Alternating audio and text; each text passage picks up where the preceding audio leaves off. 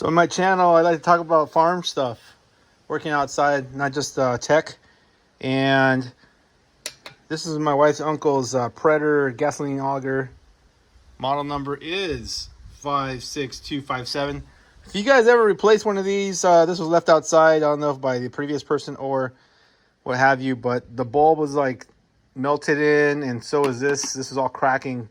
It was left outside. Therefore, I replaced the tank. And I replaced the bulb.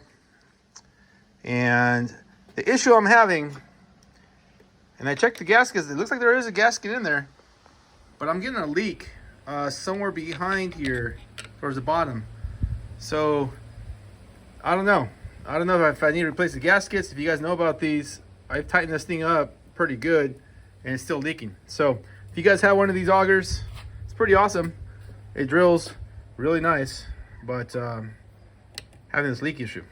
Every time I create pressure, it starts to leak, and it really stinks. Literally stinks like gasoline. Let me know if you guys have one of these and can give me some tips. Once again, it's the Predator gasoline auger. Powerhead.